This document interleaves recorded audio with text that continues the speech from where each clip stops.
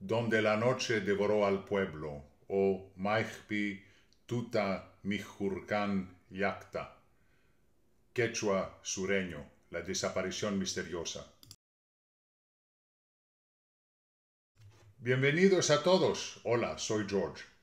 Esta es una narración muy evocadora y misteriosa que combina elementos del realismo mágico con el folclore andino. El lector quizá podría elucidar el misterio. Una noche de julio, durante la fiesta de la Virgen del Carmen, a las 10 en punto, cuando la luna brillaba con un resplandor extraño, casi plateado, y el aire traía un susurro que olía a eucalipto y tierra mojada, el río parecía lleno de pequeñas hadas danzando. Los niños de aquel rincón en las faldas de los Andes miraban el espectáculo junto a sus padres, abuelos y demás familiares. Pero esa noche algunos de los más pequeños señalaron las estrellas, parpadeaban de forma rara, como si el cielo mismo estuviera inquieto. Las familias de Chuchuramba, así se llamaba el pueblo, estaban reunidas para observar el baile de las aguas. Muchos que se habían ido a Cusco y Lima en busca de trabajo habían vuelto solo para la fiesta, cargando regalos envueltos en mantas de alpaca y contando historias de la ciudad en quechua a los mayores. En ese lugar no había teatro ni otro entretenimiento, solo estaban la naturaleza, las casas de adobe, una escuelita donde enseñaba la profesora Esperanza, la vieja iglesia colonial cuyas campanas llevaban años sin sonar, y el ganado que pastaba tranquilo.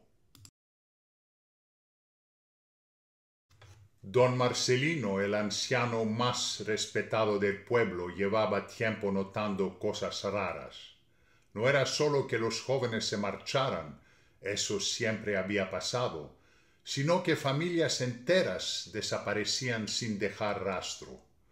Primero los Quispe, que un día ya no estaban en su chacra. Luego los Huaman.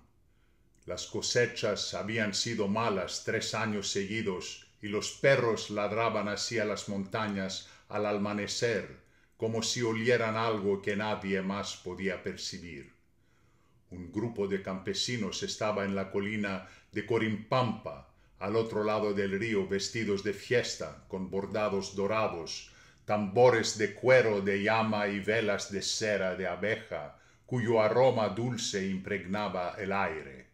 La procesión comenzó como siempre, pero había algo raro. El desfile parecía una serpiente bajando la colina, pero sus pasos sonaban más pesados, más lentos. El golpe de los tambores retumbaba solemne y la música en la plaza esperaba para comenzar después de la procesión, aunque los músicos intercambiaban miradas nerviosas. Las danzas empezaron como cada año. El sacra, con sus figuras demoníacas y máscaras coloridas talladas en madera de aliso, siempre asustaba a los más chicos, pero esta vez ninguno lloraba. Se acurrucaban en brazos de sus madres y abuelas, que les susurraban oraciones en quechua. Hasta que María Zulca, la nieta de don Marcelino, tiró de la manta de su abuela y susurró: «Mamae, esas máscaras no son de aquí». Tenía razón.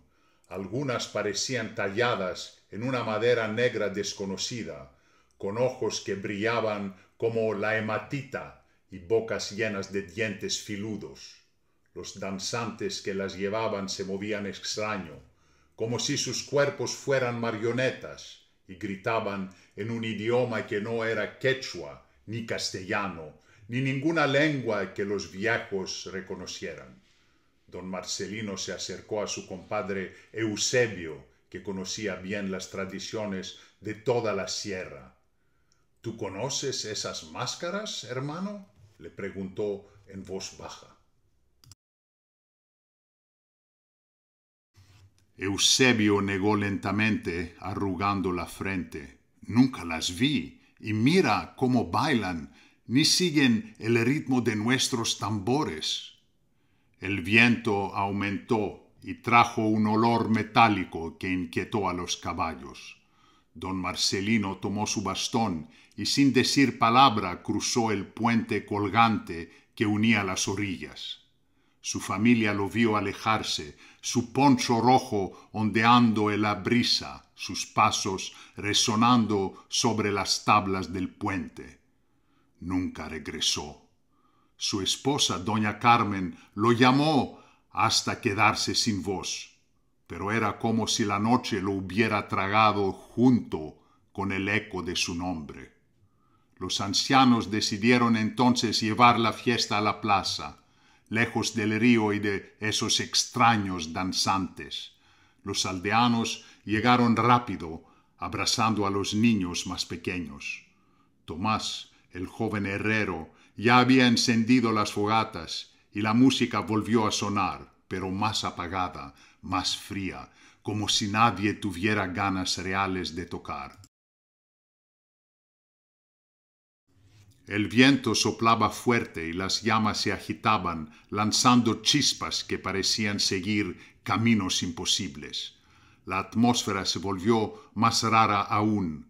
Los danzantes disfrazados habían desaparecido como humo, y en la plaza solo quedaban las familias, que hablaban en voz baja y compartían la mazamorra morada. Pero esa noche la mazamorra tenía un sabor amargo que nadie entendía. Eusebio empezó a contar cabezas. Su pecho se apretó. ¿Dónde están los Condori?, preguntó preocupado. ¿Y la familia de Apasa, el tejedor?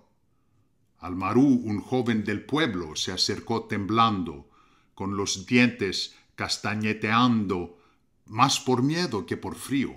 Con voz entrecortada, contó que había ido a buscar a su prima en las afueras y que las casas de los Condori y de los Apasa ya no estaban. No quedaba ni un muro ni una piedra, solo el monte, como si nunca hubieran existido. Es como si la Pachamama se les hubiera tragado, murmuró.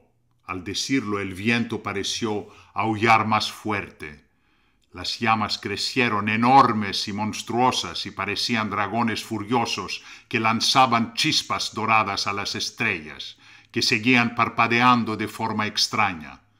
El humo no subía al cielo, se extendía, formando figuras que recordaban demasiado a las máscaras extrañas. Los aldeanos se asustaron y corrieron a sus casas, pero algunos notaron que el pueblo parecía achicarse, como si las calles se estrecharan y las casas se alejaran unas de otras. Al amanecer, cuando el primer rayo del sol cruzó las nubes, Churubamba ya no estaba. El río seguía fluyendo, cantando su vieja canción a las piedras. El sol iluminaba donde antes hubo un pueblo, pero allí solo quedaba naturaleza pura, bosques densos, helechos gigantes, arbustos de maquis silvestre, musgos esmeraldas y orquídeas multicolores que nunca antes habían florecido allí.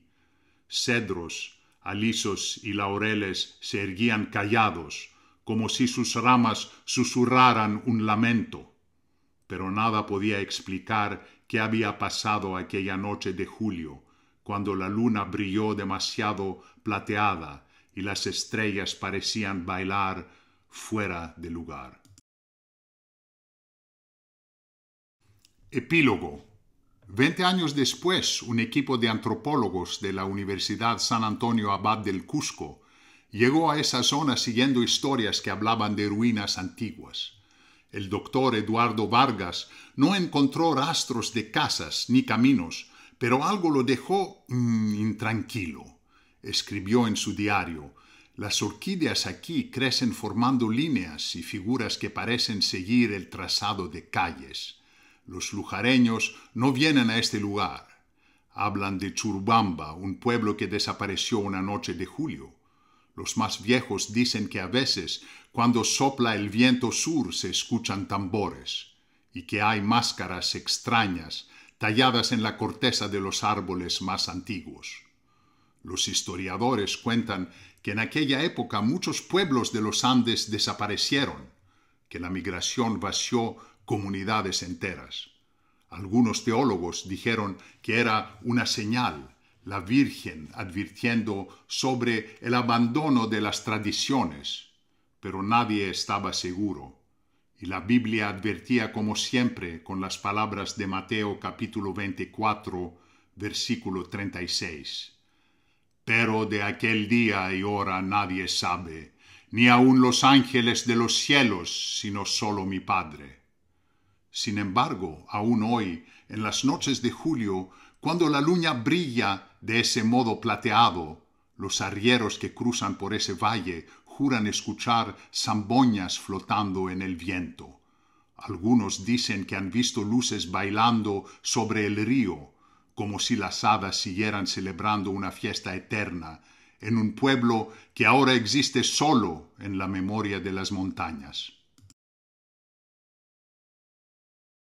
Muchas gracias. Espero que les haya gustado la historia que escribí. Y si quieren, cuéntenmelo en los comentarios y suscríbanse al canal. Me encantará leerlos.